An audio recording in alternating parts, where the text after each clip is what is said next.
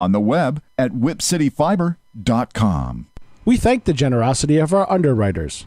For more information, please contact the Westfield State Foundation at 413-572-8646. Wednesday mornings start off right from 6 to 8 a.m. with Tina Gorman and Wake Up Wednesday.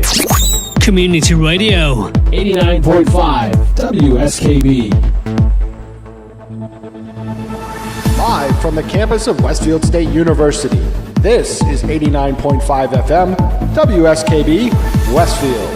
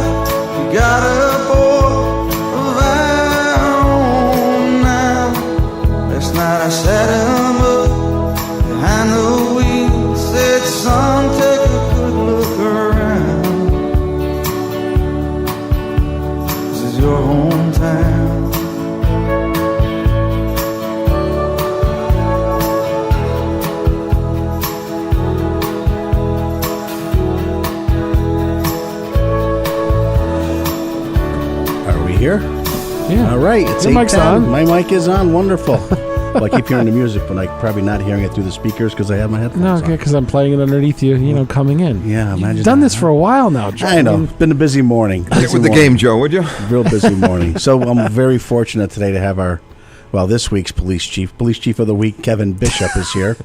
Good morning. Pleasure to be here, sir. Good morning, and my future chief, hopefully someday, Lieutenant Landis, but Doesn't sound like he's excited about that. Good morning. We're still. I think he's watching. Both you guys pull that microphone closer. Yeah, go nice and close with it. Yeah, no, you can pull the microphone. Yeah, pull it right to you. Chief, just move it. There you go. There you go.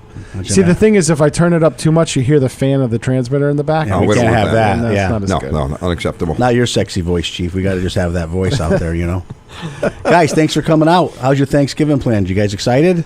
Oh, yeah. Staying home, family. You don't have to work, right? No. Because you're administrative guys now, so 8 to 5-ish. Yeah, if they're always happens, working. No, still trust available. Me, these two, 24/7. Someone ran over the double yellow line, he gets a phone call. As I learned as the IT guy for a police department, you may get called in on Thanksgiving or Christmas or both. Well, the young man on the end tried to take a vacation in Ireland, and he spent probably more time on the phone in Southwick dealing with cases. I understand, yeah. I completely get that. Yeah.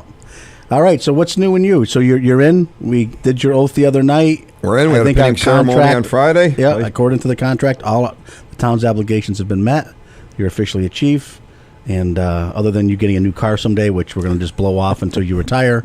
So that works out well. So what's up? What's exciting? What's new? Nothing really. Just all right, Landis, how are you today? We're good. We're good. We're good. All right, thanks for coming. All the ceremonies are out of the way. We can finally get to work. That is wonderful. It's been a whirlwind. Since July 1st when we officially took over, it's been a whirlwind of activity. But it's been pleasurable. All the challenges have been exciting, and I think we're meeting them as they come forward. Is it what you expected? Yeah, you were a lieutenant. I understand how that works. Does it help coming from inside the department? Definitely. I think knowing the lay of the land? Absolutely. I think it's a learning curve right there. It increased so much by becoming someone that comes from the inside to begin with. There's no doubt about it. You know the players. You know your board of selectmen, your finance committee members. You know them all ahead of time. You don't have to learn who the players are. Now you can take it personal when we say no. Where an outsider just goes, I don't know what's going on, but I thought this was a great place. Nothing is personal for me. All I can do is make the request on behalf of my department for the betterment of the guys, the officers. And all I can do is make the request. If they don't support it, they're the ones that have to live with it. Yeah, blah, blah.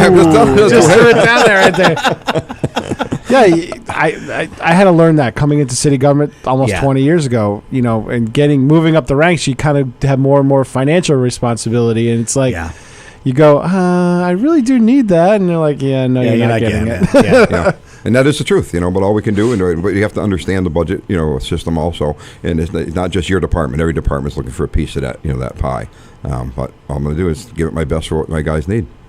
But I think realistically, though, you guys are pretty well set up. I mean, it's always going to be a need, no matter. Technology changes. I think every time we go to bed and wake up in the morning, something's new, something's different, and I hate to say how quick stuff probably gets outdated in your technology world. That's the biggest hurdle we're dealing with now. Yeah. We had the discussion regarding our tasers, which are a computer. It's technology, expensive piece of equipment, accountability, on how they're used. What does a taser really do?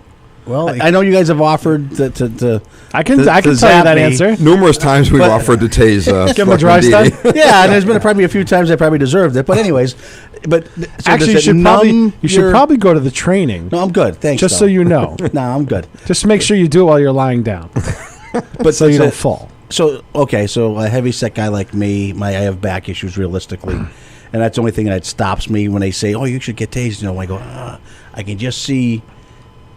I'm sure they could set up a scenario where you wouldn't have a problem. We set out pillows. There's still it literally affects the whole body, doesn't it? Correct. Yeah, that's what I'm getting at. It's not a mind or brain thing.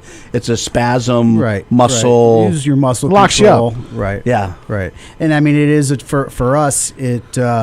It's just another tool where an officer doesn't have to go hands-on with it. It gives you that distance apart from one another, right? To where an individual, whether he has a weapon or not, or it's a smaller officer against a much bigger person. So it gives them that ability to not have to draw the firearm. Yeah, it's a non-lethal. It's a non-lethal option that a lot of police departments are going, thank you. Thank you. Absolutely. Thank you for that option. So it's not a heart rate issue. It's not like they. So when the zapping is done, Are they sore because they got like you know what I mean? Your muscles contract, and I've heard the stories. So spasm. It's a spasm, and officers that's been through the training who have actually been shot in the training later will tell you that those muscles in those areas that were affected are sore, like you've worked out real hard. Right. So I myself have never tested it. The lieutenant's never tested. I know that Chief smart enough to know it hurts. The chief from Holyoke. Understood. No, he's had it done. He was telling me the other day, it's Manny Febo from Holyoke. Yeah, and he was telling me that it's just nothing he's ever experienced before, and never would volunteer to do it again. Never would volunteer. But once and done. Yeah, that's what he said. Once again, he's never going to sign up for it again. Wow. But yeah, again, as they said, the lieutenant said, we're going to be looking for hopefully support from selectmen, the finance committee, because there's changing within law enforcement now going on as far as if you're putting officers out on the street, they should all have the same type of equipment. Yeah, right now we only have a certain amount of tasers. So you all have the same ticket books? Is that what you're saying? Yeah, okay. Mine might be dust covered, but we do have a ticket book. The thing though is it's finally coming around because it's always been a requirement in the fire department that every single firefighter is outfitted with their own gear. Yeah, right. And it's now coming around to the police side of the house. You are correct. Right. Yes, he is. Right. Yeah. Understood. We're hoping that again, people, the committees have to understand. Hopefully, we'll understand that it's something's out there where we all have to be equipped the same. Yeah, and I think you're getting there. Like you said, I mean, that program was started, I think, by Diane and Ralph Peebles. They originally bought you guys X amount. Correct. You guys never had them, so that was, it was the start of the process. It was a start, and it was great because, wow, look what we got. And then, of course, next budget season as a selectman, you're like, oh, God, there's a line item for this now? And, what do you mean you got to buy cartridges? Oh, it's just like bullets. No, you get, it's so. And they have to replace them. Yeah, it's wild. They have life expectancies. Yes, correct. Yeah, these are one of the things, too, that the chief and I have been talking about with regards to meeting with our board of selectmen and our police commissioners is that it's a kind of a new way of doing business. I mean, there's a cost to doing business to being a police officer. Yep. Yeah. And you can't judge it just solely on how much we try to save the town. And, certainly we want to be financially responsible with our budgets. Of course. But, it's a new era. Technology is so expensive. We need certain things. And, it's more expensive to run a department, any department, these days. Than it was in the past. 5 years ago. Yeah, absolutely. You don't even have to go back 10, right? I mean, literally 5 years ago, things. 6 months. Right. Technology. Well, Right. Yeah. Even the radios they carry on their hip now, most of the systems have become computerized because the digital. If you go to digital P25, which is what Westfield did, or even Moto Turbo, which is what our DPW and stuff like that. Those are all computers on a hip instead of just a radio now. Oh yeah, I mean this is your laptop today. Yeah, well, right? to a certain extent, care, but more or less, this is your laptop. And now, in the next 5 years, that's a radio too. That can become a radio. With already, they've got the apps for it. Yep. You can tie them into your radio system. Yeah, it's crazy. And that's another thing that Bob and I've already had meetings about. It's something we're going to have to be discussing again with those committees because it's federally mandated that we have a certain time. These are supposed to become P25 compatible. And we're doing that now. I think we do 10 a year. I mean, you're budgeted. They're not the radios that are going to be mandated. You're kidding. No, they're not digital. No, see, the thing is, you won't be able to get grants anymore if you don't spec a system. Right. That's a racket within itself, whether it's police, fire, or your local town. I know. It's just crazy. Yep. The manufacturers did that. Yeah. I got an issue with that, but that's a whole nother issue. But the manufacturers, but they talk to their congressman and they get lobbies in there. Absolutely. And now all of a sudden, if you want a grant, you have to be compatible with this level of standard. You don't even qualify. Yep. Yeah, it's crazy. Because I wanted a cheaper system in Westfield and I couldn't get it because we wouldn't qualify for grants. Right. But by Westfield getting that system, we've now lost communication with Westfield. We have. Yeah, because they've gone to another frequency. I don't want to give up all the other towns. We've lost capabilities. No, understood. But we have lost the capabilities of communicating with other communities, too, because of that. Well, I'm a little confused. All these radios we've been buying for the last 2 or 3 years that were so compatible because that's... They met the standard for that time and age. That's what it is. Okay, because the whole 9/11 issue that's what brought us to that phase, but now that phase is gone and we're going to the next one. Every 3 to 5 years, whether it's computers, radios, whatever, now the technology is turning over in 3 to 5 years. I told the city of Westfield when the system was put in, I'm coming back to you in 5 to 7 years for another system. Correct. And they're like, seriously? Yeah, seriously. Mm-hmm. Right. Because the technology change will have doubled by then. So we're seeing a big increase, right? Yeah. The cost. That's where the leasing options are starting to come in. You see a lot of these companies offering that because for those reasons. Right, because in 5 they're no good here. Right. Maybe they'll work in Taiwan and someone else. But that's the problem that I have. Here. The price doesn't necessarily increase because I can get stuff in the amateur market. Yes. That's compatible or better for far cheaper price. Mm-hmm, sure. Yeah. Mm-hmm. So there's you're saying rackets. I get that. Yeah, I mean it is what it is. Joe Didi said that. We would never. No, of course you wouldn't do it. I understand. I understand his thought process. Yeah, it's wild. It is. It is. So it's just another challenge we're going to be faced with. But I laugh because I had a flash. Right, our cruisers are already doing that. You guys had Crown Vics forever. Ford was great. Everything was interchangeable for the last probably 15 years, other than tail lights and headlights. Mm-hmm. And now these SUVs, every 3 years. The insides don't fit anymore. Right. Mm-hmm. So here we are, not only buying a new cruiser, which we try to do 2 a year. You can't transfer the cage. I can't transfer the cage anymore. Like, what do you mean we can't? Nope. Yep. It's crazy. Yep. That's technology. Yep. All right, so we took care of, I guess, tasers. What's going on? So 2 pot shops opened up in Massachusetts. Do you want to take a break and talk about that? Yeah, let's take a break. All right, sounds good. You got some gummy bears? No? All right. No. We'll take a break anyways.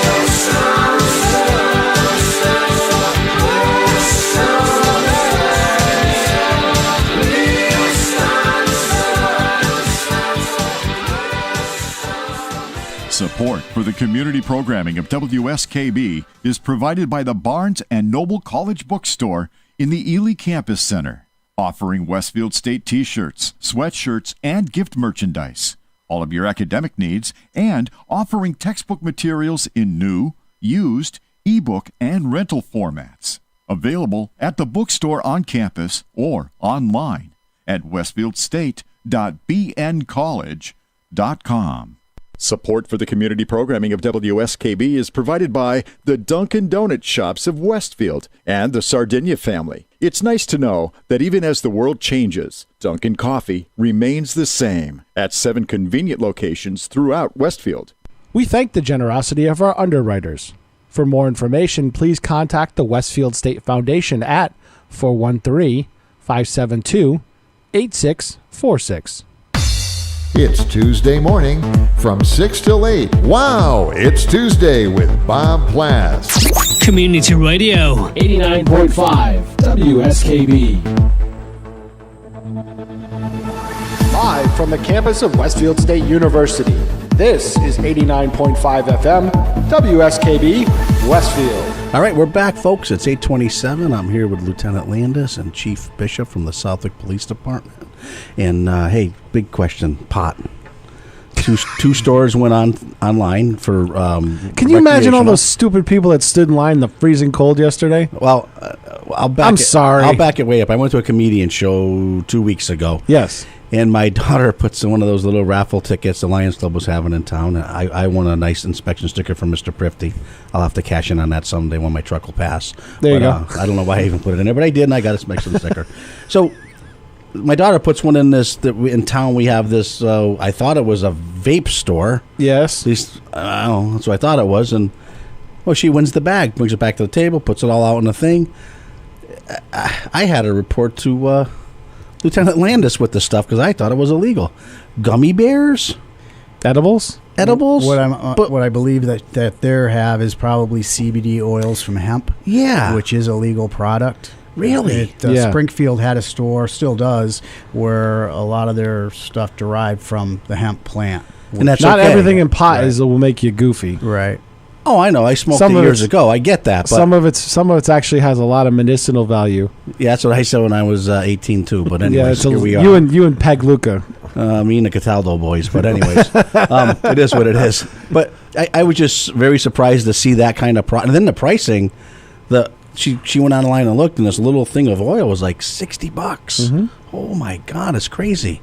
So how does that affect Southwick, guys? I know we voted down retail establishments. Recreational. Recreational, I'm sorry. You got it, yep. We got a couple guys in town trying to build, I don't even know what you want to call them, grow facilities, harvest facilities. Right. Like wholesale. Wholesale, which then they would sell to these folks that are now in that business. I mean, one particular place, my understanding is they're looking for more of the medicinal strain, which would be more. They call it craft, right? Yes. It's a craft pot. Oh wow, it's craft. But it is specific strains to help those people with medical Understood. issues. So it might be a little different than what the retail stores are selling. Right. You know, not to say a person couldn't get it, but I think you're going to spend more money for it. Oh, absolutely. And everything's getting tested. I see. That was half the battle of getting these stores up and running. Well, the state, when they passed the law, it was wide open. It was absolutely. Open season. So the state went, whoa, well, let's back off on this a little bit. Right. And it took 2 years after the law was passed by the state. Yep.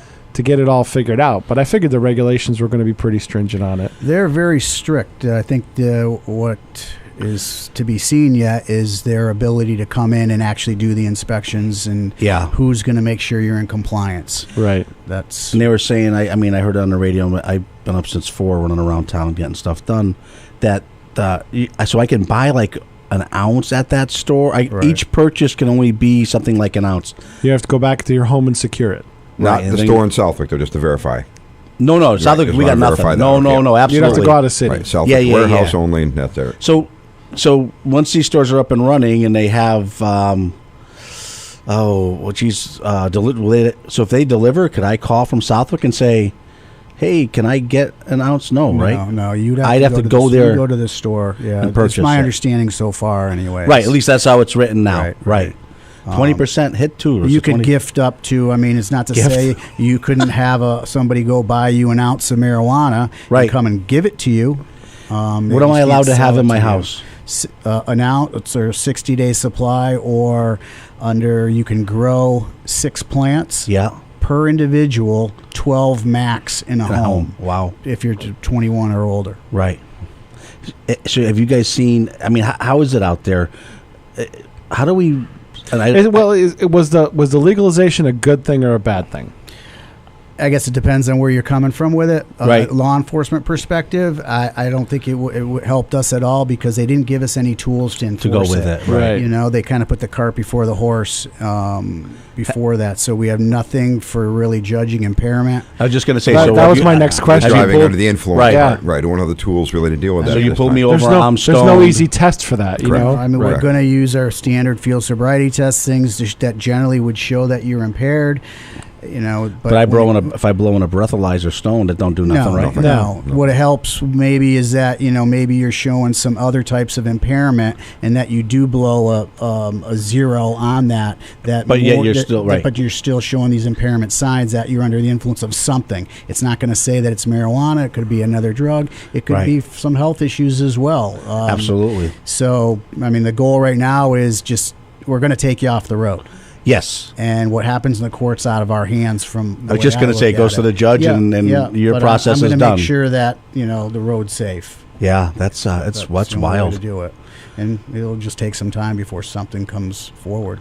And they've got to understand, too, is that there are laws as far as even transporting in the vehicle. It can't be open containers. If you have an envelope and the envelope has to be open, has marijuana in it, that's, I believe, a $500 fine for an open container of marijuana. Just like I didn't know about that. Okay, so where do I got to put my pot then? In a locked box? There's a whole laws about a locked box, like in the trunk and stuff like that. Right. Just like an open beer, you're not supposed to be able to reach an open beer in your vehicle. You know.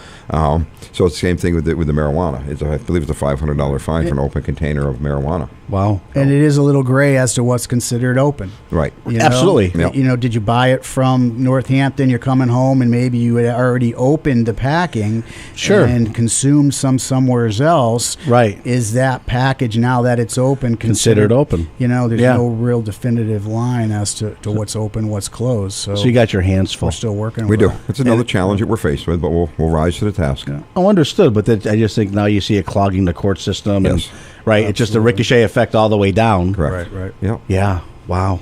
That's crazy. And then the cultivation part for personal use is a whole other issue. You know, we have individuals. I mean, it's not a cheap measure to grow your own marijuana. It's not like growing a tomato plant. Well, according to the guy, there's a guy in town with a store that just says it's just like growing a tomato. Yeah, well, he seems to be pretty busy. I saw the operation when I toured it with the fire department because they were checking the radios in the operation up in Westfield. Yeah, and it's like little rooms, maybe a little bit bigger than this, but the lighting in there is power consumption, consistent moisture level. Yeah.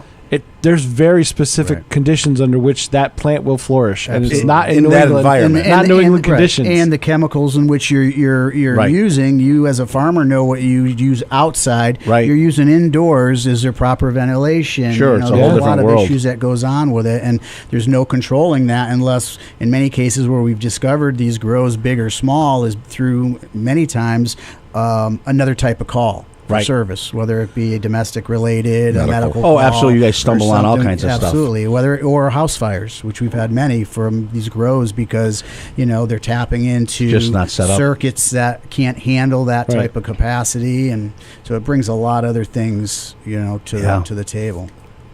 Wow. It's a big issue. It is. It's going to be. It sounds like it's not going away. It's always been a big issue. Now it's just out front. Yeah. Right. You got it. Yeah. With no funding. With no funding going with along no with funding, it. right. Ooh, big surprise there. Yeah, big surprise, right. And we're talking about these pot shops that are selling an ounce of marijuana in the area, $250, $300 an ounce, but you have individuals with the ability to grow. are they going to just grow the 6 plants for themselves, or are they going to be growing and selling because? Absolutely. How do they? Well, I was going to say how they not, but I mean that part's just I don't see ever going away. Right. Under this environment. And does that up the street value? What is a? No, what's it would probably decrease it on the street because they're not going to be selling more than what the stores are selling. So there'd be no benefit to doing it. But there's a lot of money to be generated in the cultivation of marijuana. So as long as that revenue is there, they're going to continue to do it. So the 2 facilities in Southwick that are going through the process now of planning board, et cetera, will you have any role in that as that gets built to dirt in the ground with seeds? No, because you're really just the policing end of it. The state will oversee all that. They've imposed regulations, and again, on the surface, those regulations are very strict. They are, absolutely. The company, I agree. I really haven't talked to one of them very much, but another has come in and pitched exactly what they're doing and trying. They had an open house a while ago. I couldn't make it, unfortunately. Keeping us in the loop as to what's going on, so that way at least we can answer some questions because we will get calls. From the public. But as Lieutenant said, it's so mandated by the state, the restrictions they have from cameras to security to locked doors to. And none of that trickles back to our department. Not that we're aware of that. We don't. That's what Lieutenant was saying. The state hasn't indicated who is going to be those responsible parties. Is it going to be the Board of Health? Is it going to be the building inspectors that have the right to go in there and inspect these things? I guess we're still waiting for some direction too from the state. What they should do is like they did with the cigarette tax money. Some of that should be funneled back for enforcement. That I understand. There will be a piece of that. So when that all first happened, apparently some towns really took advantage of these growers and these operations as far as the host agreements. The host agreements. Host agreements, correct. So that's been redone where the city and town doesn't have as much grabbing power. It's not forced on these guys that are coming. It's a mutual agreement between the two. And I know the 2 parties that are going through the town process now have already reached out with there's some kind of percentage or whatever, and where. But I guess they have more control now of where that would go. But I mean, cigarette taxes went up astronomically in the state for funding anti-smoking campaigns, which basically worked. Correct. And in the long run, they all worked. Cities and towns got a ton of money in the health departments to deal with that. Right. And the same philosophy should be put together with this. Yeah. I thought part of it was supposed to be also some of the money is supposed to be going to our opiate issue that we have. I believe it is. Yeah.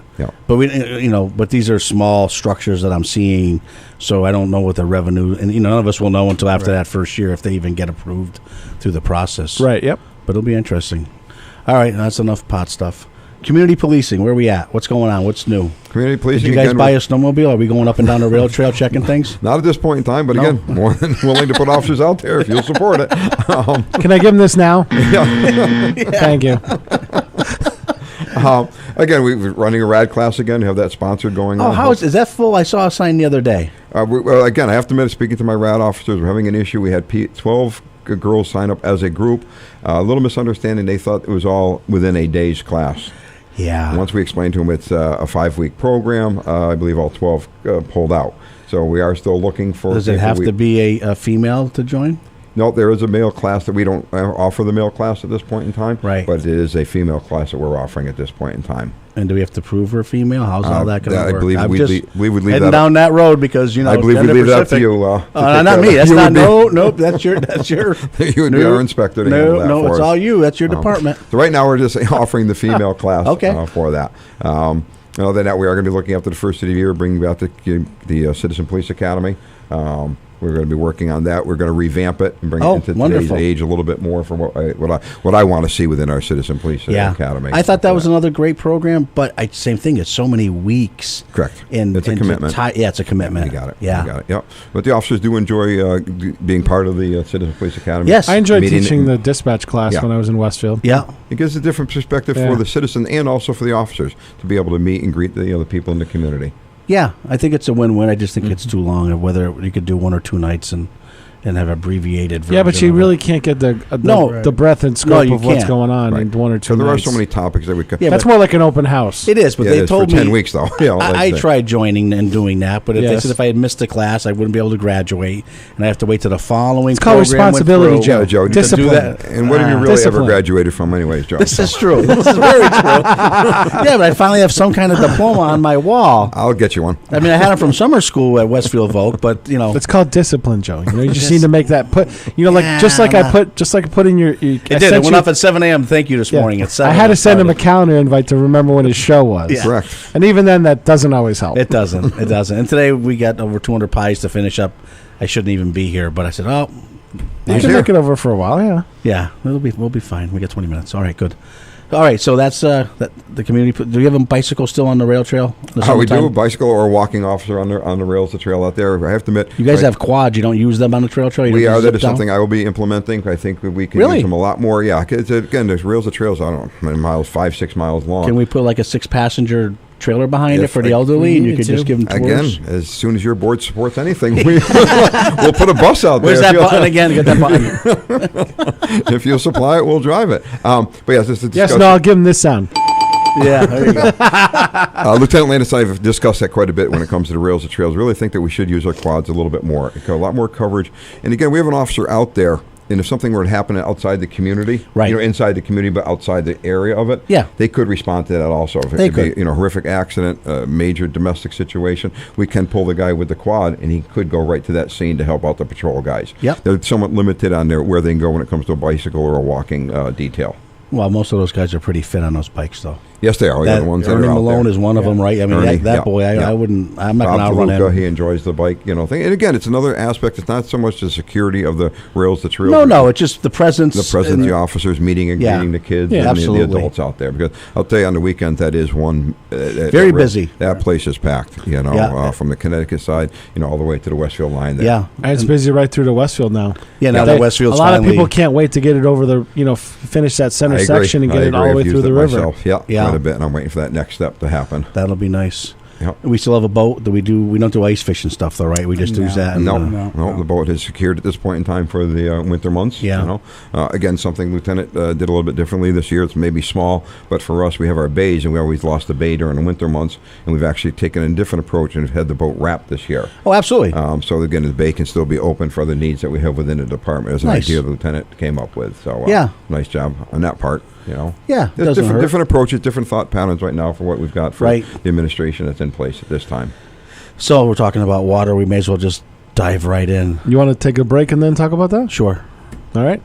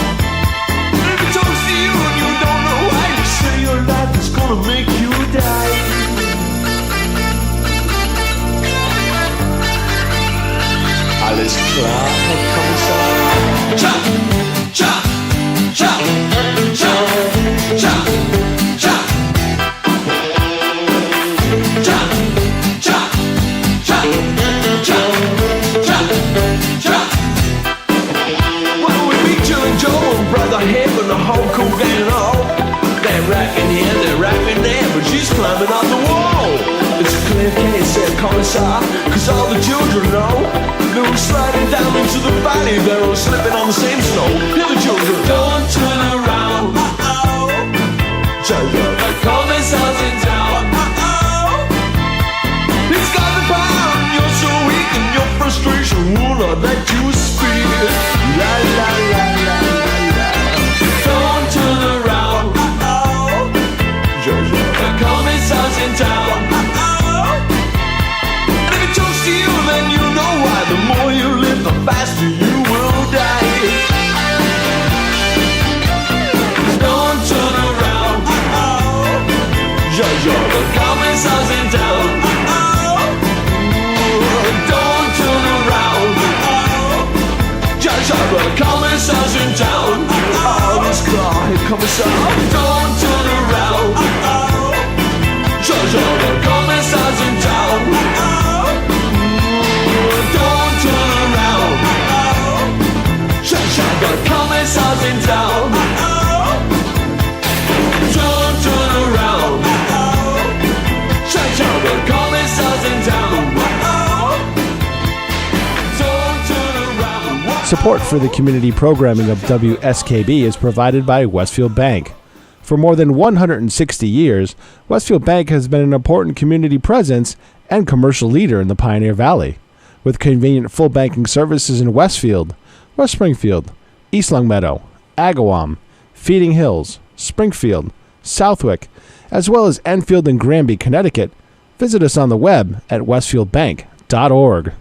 Support for the community programming of WSKB is provided by the Dunkin' Donut Shops of Westfield and the Sardinia family. It's nice to know that even as the world changes, Dunkin' Coffee remains the same at 7 convenient locations throughout Westfield.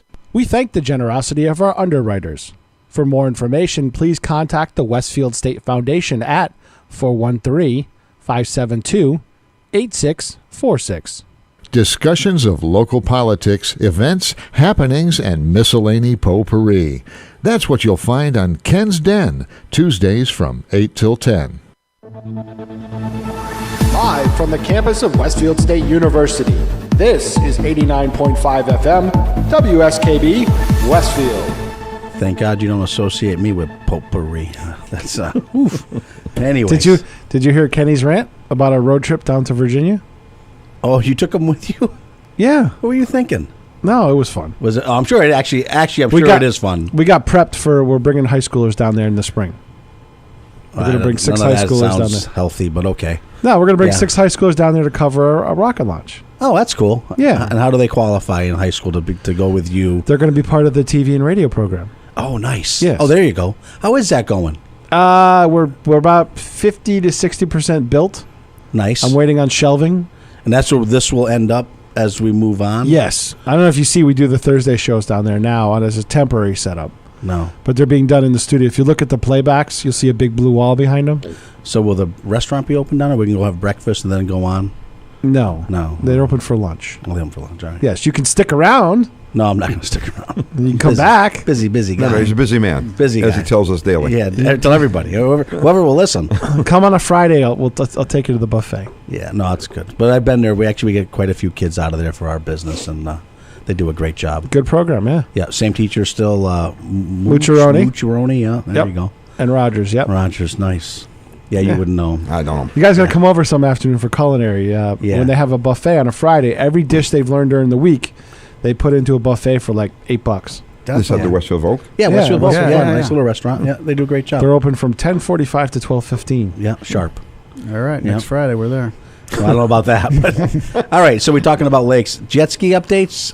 On my side, I know it came. How did they? I had to read it 20 times, and I have to have Mr. Steinhardt read it because once again it was way over my level of intelligence.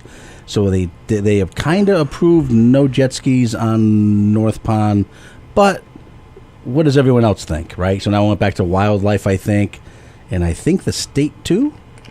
I don't know about the state level. I know that they ruled that the vote itself was, accurate. Okay. And they accepted the vote for the citizens voted for no jet skis to be out there. Right. But they said now they recommend that our legal counsel then contact the Fish and Wildlife and figure out if they agree that is something that's going to be enforceable by either our agency or their agency. Right.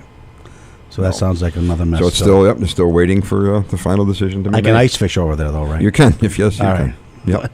Not on a jet ski, though. But not on a jet ski. Unless it's South Pond or middle at the time. Unless the jet ski's on a trailer towed by my quad, that probably shouldn't be out there. You got it. Are we allowed? So how does that work? Do you guys even remember any of like snowmobiles are allowed on the lake? They got to be registered. Right. Correct. Yeah. But I can't take it over private property to get it there. Correct. Right. Correct. Yeah. That was the whole. That was the issue before. Years people ago. coming through people's backyards to get out to the lake and stuff like that. Yep. They have to go through a public access area. I mean, reality, we don't say you can or can't because certainly we're not going to. No, understood. For the safety part, right. We get those calls every year. Is the lake safe for us to be out there? And we never take it. We don't make that call because I mean, myself personally, I don't like frozen ice to be out there.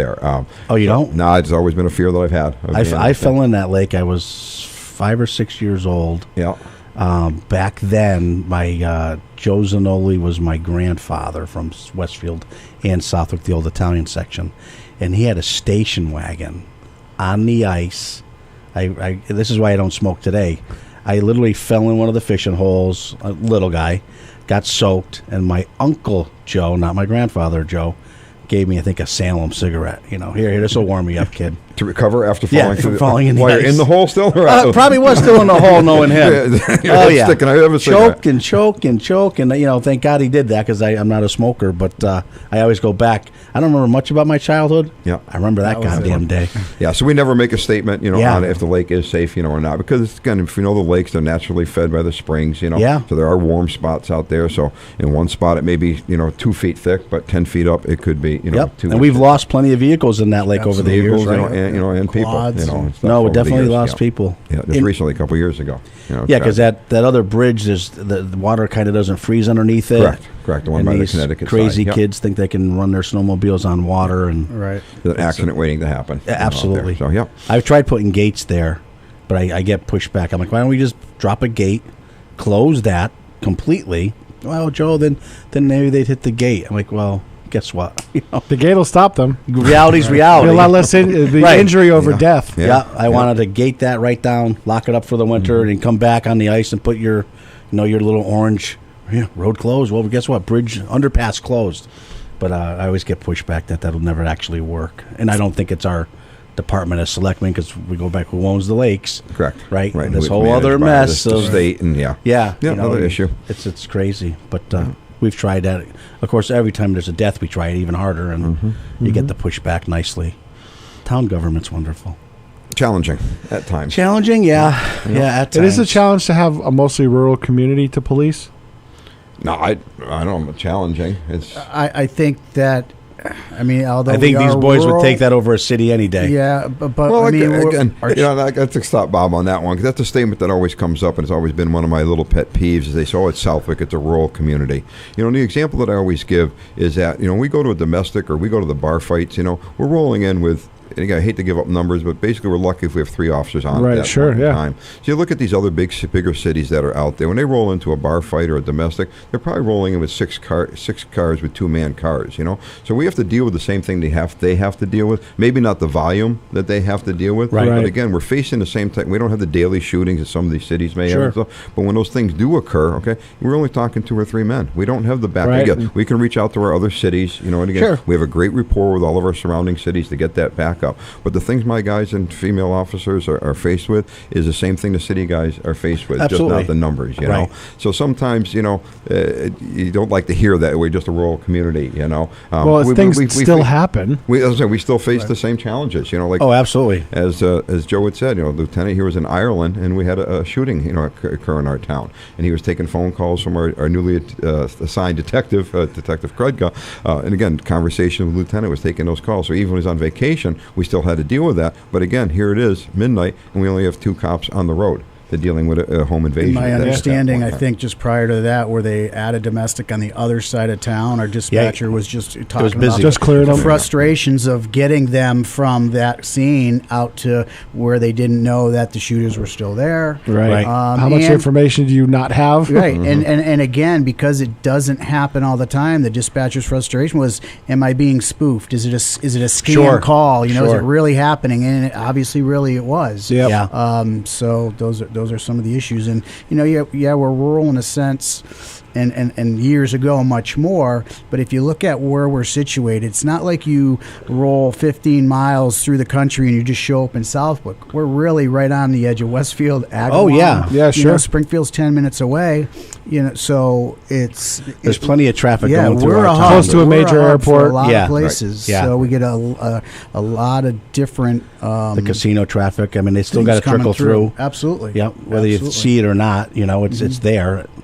Yeah, so it's a challenge, just like the same challenges basically even the bigger departments. Because again, when they have 100 calls, to go to, but then they don't have enough manpower also to deal with those 100 calls. Oh, I know that from sitting in that chair with your minimum staffing. Yep. You got something up on the north side, way up in the northeast corner or northwest corner. You got a guy down on the Southwick line. Lights and sirens, it still takes 10 minutes to get across town. Especially when it comes through the city like that, And it's a challenge, again, because, again, you're back to the financing again, Again, it could be that one evening where you only have 3 or 4 calls. Right. And 2 guys can handle it without any problem. Right, yeah. So you can't. So you just try and do the best that you can. So now that you guys have switched chairs, not so much. Well, I guess you too, right? Moved into new chairs. Yeah, you become chief. Is there a wall between you and Landis as far as what you learned that now he has to learn, and more, and no disrespect, but more from lieutenant to detective, right? So Kreca's K9 guy, great guy. You guys all have your little black books, right, of knowledge, of phone numbers, of your connections, and then boom, everyone switches. So, is there a year's worth, 2 years worth of reaching back to your new detective because he doesn't know everything, and you don't know everything as lieutenant, and you don't, No. You guys still must all have to literally get along, communicate daily, right? Yeah, and again, I think the transfer has been very easy for us because, again, Bob and I, Lieutenant and I, have a personal relationship also. The door is open between our offices, all the time. Myself, it's been easy because, again, I have no problem reaching out to people. Right. You're a talker, no doubt about it. Our CEO, Carl Steinhardt, has been phenomenal for anything that I needed for the process of going through financing or meeting with the selectmen. He's been phenomenal on, preparing, myself for that. Miss Anderson, the chief secretary, again, she's had... Well, there you go, right? How long has she been there? She said the other day she's been. How many chiefs has she been through? I thought she said 6. How many chiefs have she run out of town? Yeah, that's true. I'm on her list, But again, she's done a phenomenal, job for that also. And then the other thing you find out in municipal government of any sort, when somebody like that walks out the door, the vacuum is enormous. Yes. Yeah, and I don't think, in the job she does, I don't think people respect enough what she does do out there. It's phenomenal for all. Well, and I agree with you, and I think it's because of the size of her office. I think if you could get her just a little bit bigger office, she'd get a little bit more respect out of the guys. Right. Well, but it says closet. You open it, and she's in there, and I can't even walk in there to say hi to her because it's a closet. Yeah. And again, Lieutenant's doing a great job on revamping a lot of the areas of our department itself. He's very good at looking at the layout. Color combinations, mauve or whatever. Taking over rooms and making it. Do you guys have to pay your own offices like we did?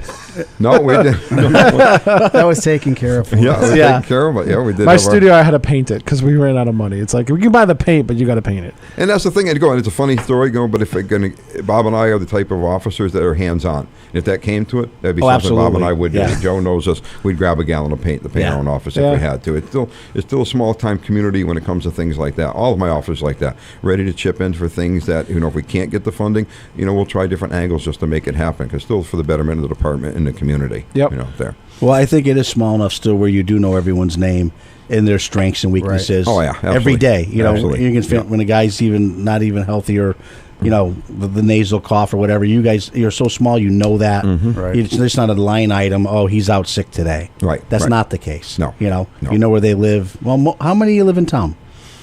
Oh, how many don't live in town? How's that? I think the majority, more of officer-wise, more live outside the town. Do they? Than live in the town? Yeah. Yeah. That's too bad. It's the nature of it is. job now. It is. Because absolutely. You can't limit yourself to the talent just within the community because you just might not have it. Sometimes you do, and when you're fortunate and you can grab somebody from the community, and that goes in cycles. I mean, absolutely, yes, it does. Yeah. It does. You just don't know, so you take advantage of it when you can, and if it's not there, then you have no choice to look outside. But going back to our transition too, certainly where I am is totally different from where I came from. Yeah. But I mean, I think, like the chief hit on it, I mean, our skill sets for how we've accomplished things is, I always, in the Detective Bureau, had when I was something that was new to me or I wasn't sure of or whatever, I always had a pool to go to. Right. There'd be some friends of mine in the state. Well, that's police, what I was getting at. Yeah, you have other agencies which I still have, and I'm now feeding that to our new detective, and he's coming along with that, and that'll always be there. And then it goes for my new administrative tasks is being able to reach out to the chief and anybody else within the other departments, and it's just I would think your depth of knowledge from being a detective all those years, now sitting in a lieutenant's position, you don't lose your connections. No. It probably strengthens. Absolutely. Because all you guys have moved up a lot from of all I was different just departments, say, right?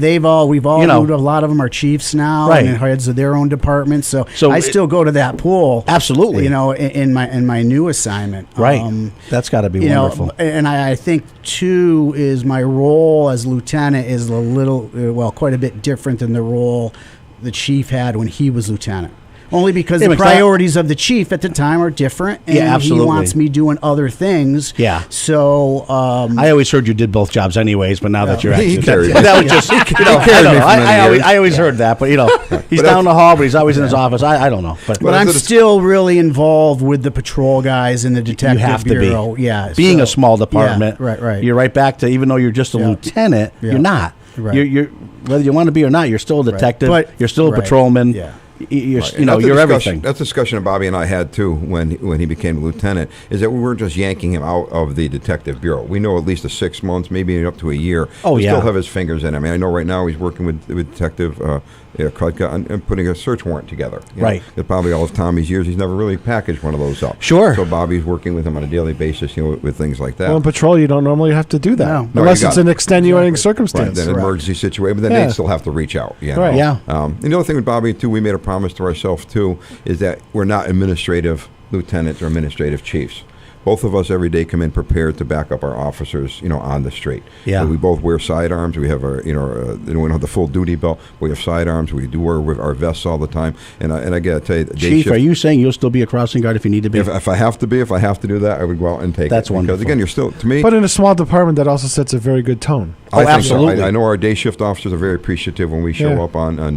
We went to a call a month ago, and they called for shooting call. Right. And Bobby and I rolled in there, and again, the thanks that we got from our own officers after that for just being there. Well, it goes right back to you saying some days we only have 2 on. You got it, so, especially on the day shift. Yeah, right. So I think that makes a difference. I enjoy it, again, being able to do that and roll out there. All right, real quick, we're almost out of time. Reservists, where are we in that world? Reservists, within hopefully next week, we're going to have 2 names before the police commissioners. Are you looking for some as we go on? We're redoing. We just were informed the other day, we kind of lost it in our thing, but we have 2 officers that are going to be reaching the 65 age within 6 months. We're going to be losing 2. Yeah. It was brought to me the other day, and I never even realized how. On your reserve list, right? Yeah. How long does it take? So you take a good-looking guy like me, athletic, skinny, and you say, Joe, yep, you're next. Okay, great. So I've been through the academy, that part-time academy thing. Yep. Now, from the day I get my, I'm in with blessing. You, my blessing. How long does it take to get actually ready for you guys? There's no timetable because everybody. It's at least 6 months, though. No, different to the table, but probably at least 6 months minimum. Literally, and that depends on how much you can devote during those 6 months. Yeah, so it's not a quick turnaround. Yep. No. Wow. By the way, if the list got down to Joe, you'd start hearing this. Yeah, we'd send him next door. Yeah. But so that's something we are going to be looking. Like I said, 2 names are coming, very shortly in front of us for you. Wonderful. One is a Southwick resident, which I like. Another one's got some history outside outside of our department, but he's had some training already. And so I think the 2 good candidates we're going to be sending to you. And that's the thing is too. We talked a lot about ourselves and our police officers. Again, reserve units. Town Southwick size that we have, we need our reserve officer. Right. They're an intricate part of our. We say the same thing about the auxiliary unit in Westfield. They can't do most of the public events they do in town without the auxiliaries. Right. So we got to pay a lot of respect for the time and effort they put in. Yeah. And another Can we borrow those guys for our public events? You can ask anything. Yeah, like probably a union issue, of course, like everything else. But we can work out a lot. I know that JPEG Lucas thought so highly of him that he's going to arrange. He's doing a fundraiser for him in the spring. Really? Yeah. Because they're buying their own gear and Yeah. the auxiliary unit, not the reserve unit. Right. There's Right. So we don't have the different. auxiliary unit, but we have our reserve unit. Right. But yeah. he's doing a fundraiser for him in the spring. And I'll tell you, the reserves that we have right now are trained just as much, not maybe just as much, but just as professional when they hit the streets out there. Absolutely have as to our be. full-time officers, especially. They're kind of like they're part-timers, really. Right. They really They are. call them reserves, Shifts. but they're really Yeah, part-timers. they fill shifts when a guy calls out. So we're running into a problem because a lot of our pool has come on to be full-time guys. Well, that's what I was getting at. Like, you're it's really short. right. So, I mean, we're kind of looking for those individuals that want to be the full-time guy, someone that we can go to that pool for, but we're also looking for the guy who has experience. They've worked in other PDs doing the same thing. Yeah. They don't want to be full-time, but they want to put in so much hours, so much, a month. That's the sweet spot. Yeah, that's what we need. And we were there at one time. It was really beneficial, but we depleted that pool, and we just haven't gotten back there yet. You know what? But the dispatch supervisor over in Mount Holyoke said that. He says, when you were here like 8 years ago when you started, we had a couple people that were great taking hours and everything, and then it kind of dwindled. And he said, we've never lost the experience, but we've lost the people that could take hours. Right. And he says, it's starting to come back now. He said, we just kept replenishing the full-time pool out of the part-timers. Yeah. And he says it's finally starting to come back around after like 3 or 4 years. That's another thing we're going to be looking at. Again, I'll be presenting it to the board in the very near future, looking for another part-time dispatcher. We are down one part-time dispatcher position. I funded that position 2 years ago. I just never... and you guys just couldn't seem to find one at the time, I guess. I don't know. Yeah. That's harder to fill than you think. But wasn't, right. No, it is. I think it really is harder than just the just training filling that it takes for them, too. It's not, you just can't put it here. And that's a whole other process. Right. It's another whole process for them. That could be a 3-month program to get them up to snuff. And if you can get your application in this week. And that's another area within the police department. I think that sometimes is forgotten, the importance of our public safety dispatch. It is forgotten. Absolutely. We were talking about that last night in my training time. Hampshire College had the flag incident, right? Mm-hmm. And the president of the college threw a party for the police officers that dealt with all the stuff on campus. But they never recognized the dispatch to thousands and thousands of phone calls. Yeah, I agree. About that incident from all over the country. Right. Yep. And they never got recognized, and that was still sticks in their craw a bit over there. Oh, it does, and I don't blame them. And I agree. They're the first ones you see when you walk through that door at the police department. They set the tone for a lot of people. Yes, they do. Either through the phone or through their personal, intercontact with people. Yeah, I'll leave that alone. But yes, they're another agency I'd like to give a shout out to is the Southwick Police, public safety dispatchers. Today we're short. We have one officer who's got a leg injury. He's out. Bob Eck, who worked last night, should have been calling in sick by looking at him this morning. He's fighting the nasal thing, like you said, Joe. Yeah. But again, he stepped to the plate this morning, and we appreciate that. So just another part of the department that we appreciate very much. Yeah, we got to get you another guy over there. We do. We'll be working on that. We'll get some names for you, and we'll make it happen. Sounds good. Guys, I think we're out of time. I think we are. Happy Thanksgiving. Thanks Enjoy for having yourself. us. We'll see you in a couple of weeks. Bye.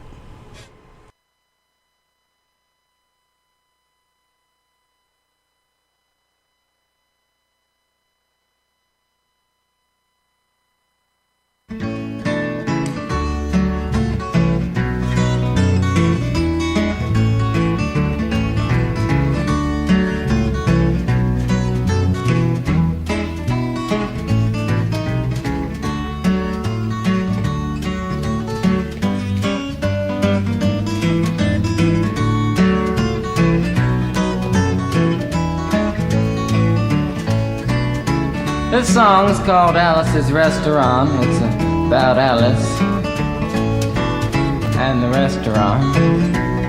But Alice's Restaurant is not the name of the restaurant, that's just the name of the song. And that's why I call the song Alice's Restaurant.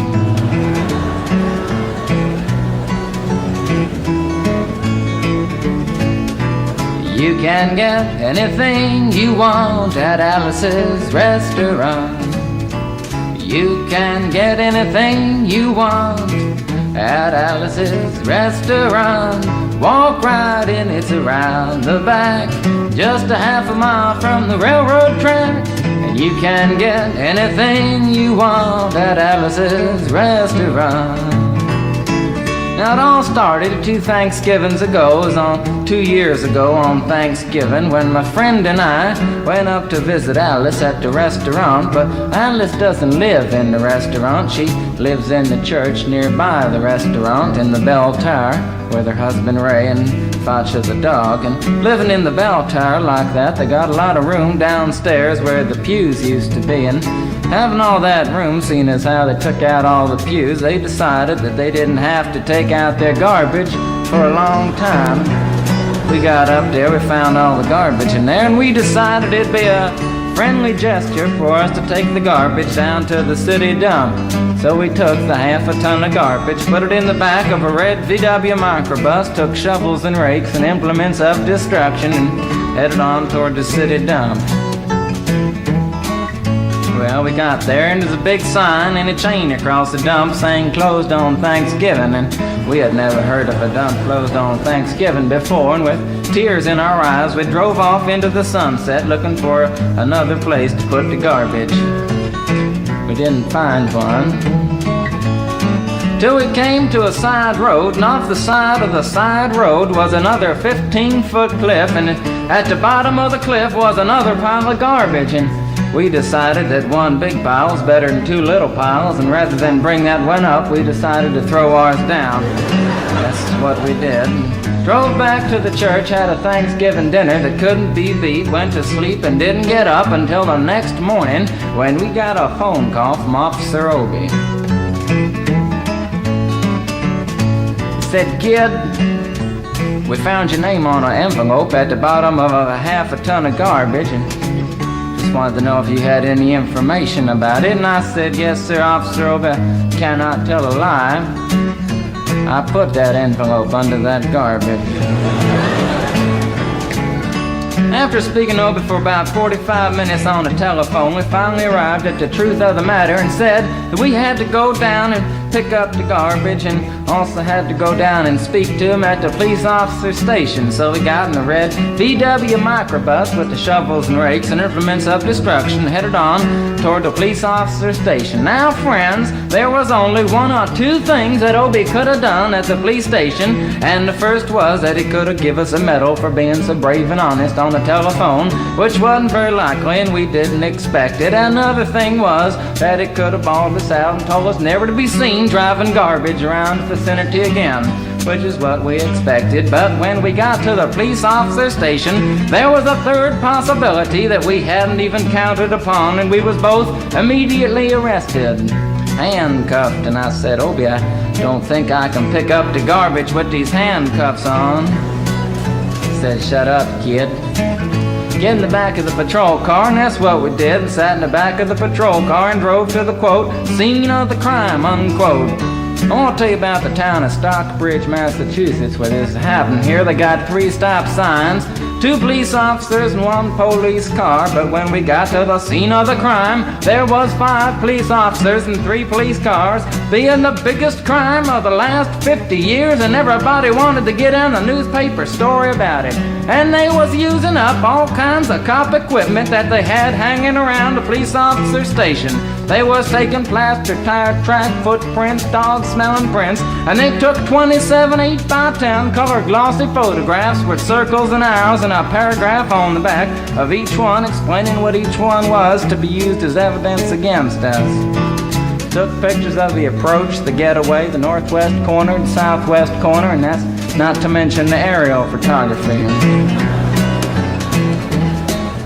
After the ordeal, we went back to the jail. Obie said he was going to put us in the cell. Said, "Kid, I'm going to put you in the cell. I want your wallet and your belt." And I said, "Obie, I can understand you want my wallet so I don't have any money to spend in the cell, but what do you want my belt for?" And it said, "Kid, we don't want any hangings." I said, "Obie, did you think I was going to hang myself for littering?" Obie said he was making sure, and friends, Obie was, because he took out the toilet seat so I couldn't hit myself over the head and drown. And he took out the toilet paper so I couldn't bend the bars, roll the toilet paper out the window, slide down the roll, and have an escape. Obie was making sure, and it was about 4 or 5 hours later that Alice, remember Alice? It's a song about Alice. Alice came by and with a few nasty words to Obie on the side, bailed us out of jail. We went back to the church, had another Thanksgiving dinner that couldn't be beat, and didn't get up until the next morning when we all had to go to court. We walked in, sat down. Obie came in with a 27 8x10 colored glossy pictures with the circles and arrows and a paragraph on the back each one. Sat down. Man came in, said, all rise. We all stood up, and Obie stood up with the 27 8x10 colored glossy pictures, and the judge walked in, sat down with the seeing-eyed dog, and he sat down. We sat down. Obie looked at the seeing-eyed dog. And then the 27 8x10 colored glossy pictures with the circles and arrows and a paragraph on the back of each one, and looked at the seeing-eyed dog. And then the 27 8x10 colored glossy pictures with the circles and arrows and a paragraph on the back of each one, and began to cry, because Obie came to the realization that it was a typical case of American blind justice, and there wasn't nothing he could do about it. And the judge wasn't going to look at the 27 8x10 colored glossy pictures with the circles and arrows and a paragraph on the back of each one, explaining what each one was to be used as evidence against us. And we was fined $50 and had to pick up the garbage in the snow, but that's not what I came to tell you about. Came to talk about the draft. We got a building down New York City, it's called Whitehall Street, where you walk in and you get injected, inspected, detected, infected, neglected, and selected. I went down to get my physical examination one day, and I walked in, I sat down, got good and drunk the night before, so I looked and felt my best when I went in that morning. Because I wanted to look like the all-American kid from New York City. Man, I wanted to feel like I wanted to be the all-American kid from New York, and I walked in, sat down, I was hung down, brung down, hung up, and all kinds of mean, nasty, ugly things. And I walked in, I sat down, they gave me a piece of paper, said, kid, see the psychiatrist, room 604. And I went up there, I said, shrink, I want to kill. I mean, I want to kill. I want to see blood and gore and guts and veins in my teeth. Eat dead, burnt bodies. I mean, kill. And I started jumping up and down, yelling, kill. And it started jumping up and down with me, and we was both jumping up and down, yelling, kill. And the sergeant came over, pinned a little on me, set me down the hall, said, you're our boy. And didn't feel too good about it. Proceeded on down the hall, getting more injections, inspections, detections, neglections, and all kinds of stuff that they was doing to me at the thing there. And I was there for 2 hours, 3 hours, 4 hours. I was there for a long time, going through all kinds of mean, nasty, ugly things, and I was just having a tough time there. And they was inspecting, injecting every single part of me, and they wasn't leaving no part untouched. Proceeded through, and when finally came to see the very last man, I walked in, sat down after a whole big thing there, and I walked up and said, what do you want? He said, kid, we only got one question. Have you ever been arrested? And I proceeded to tell him the story of Alice's Restaurant Massacre with full orchestration and 5-part harmony and stuff like that, and then all the phenomena. Stopped me right there and said, kid, did you ever go to court? I proceeded to tell him the story of the 27 8x10 colored glossy pictures with the circles and arrows and a paragraph on the back of each one. It stopped me right there and said, kid, I want you to go over and sit down on that bench that says Group W. Now, kid.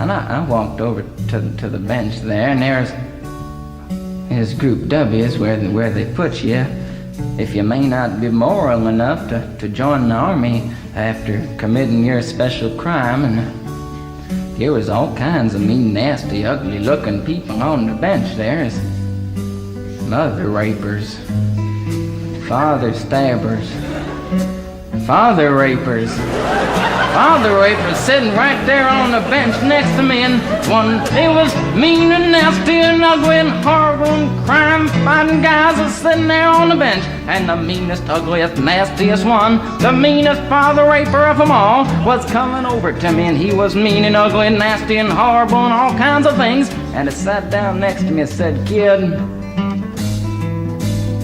what'd you get?" I said, "I didn't get nothing. I had to pay $50 and pick up the garbage." He said, "What were you arrested for, kid?" And I said, "Littering." And they all moved away from me on the bench there to carry eyeball and all kinds of mean, nasty things, till I said, "And creating a nuisance." And they all came back, shook my hand, and we had a great time on the bench talking about crime, mother stabbing, father raping, all kinds of groovy things that we was talking about on the bench. And everything was fine. We were smoking cigarettes and all kinds of things until the sergeant came over, had some paper in his hand, held it up and said, "Kids, this piece of paper's got 47 words, 37 sentences, 58 words. We want to know details of the crime, time, the crime, and that kind of thing. You got to say everything about the crime. Want to know the rest of the officer's name, and that kind of thing. You got to say." And it talked for 45 minutes, and nobody understood a word that he said. But we had fun filling out the forms and playing with the pencils on the bench there. And I filled out the massacre with the 4-part harmony and wrote it down there just like it was, and everything was fine. And I put down a pencil and I turned over the piece of paper, and there on the other side, in the middle of the other side,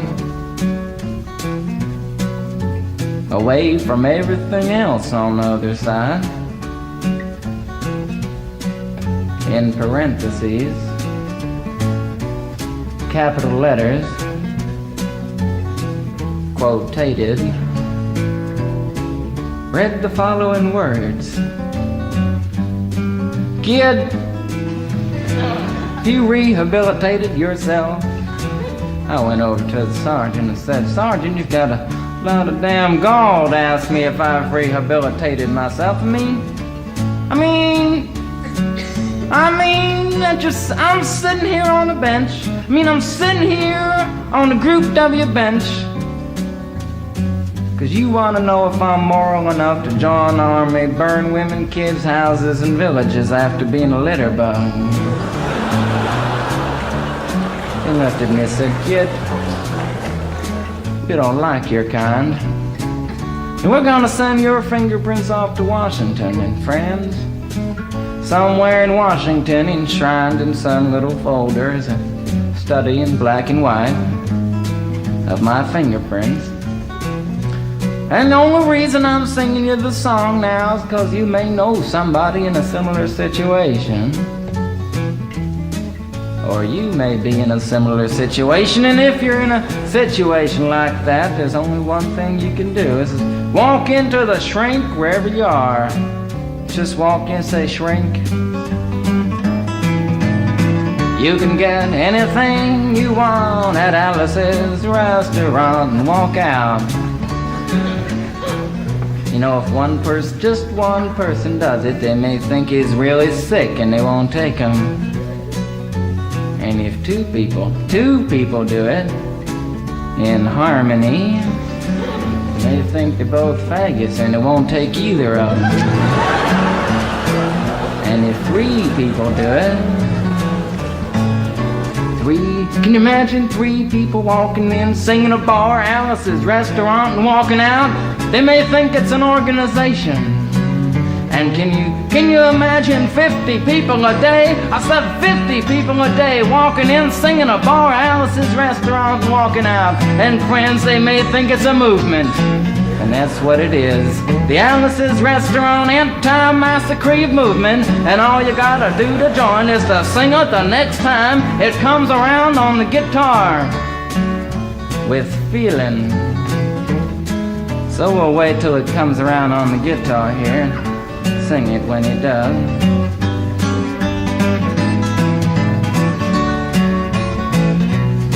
Here it comes. You can get anything you want at Alice's restaurant. You can get anything you want at Alice's restaurant. Walk right in, it's around the back, just a half a mile from the railroad track. And you can get anything you want at Alice's restaurant. That was horrible. If you want to end war and stuff, you gotta sing loud. You could put a lot. I've been singing the song now for 25 minutes. I could sing it for another 25 minutes. I'm not proud or tired. So we'll wait till it comes around again, and this time with 4-part harmony and feeling. We're just waiting for it to come around is what we're doing.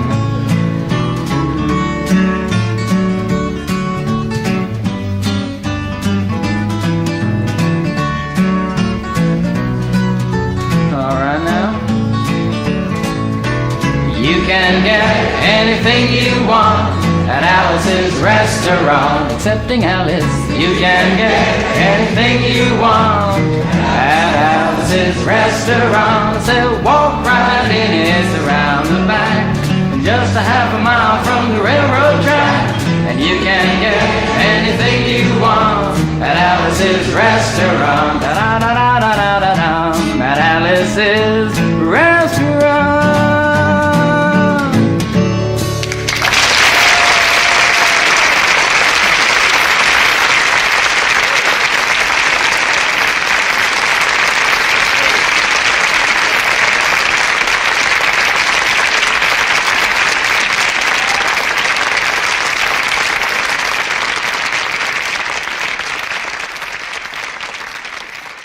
Support for the community programming of WSKB is provided by Bay State Dental.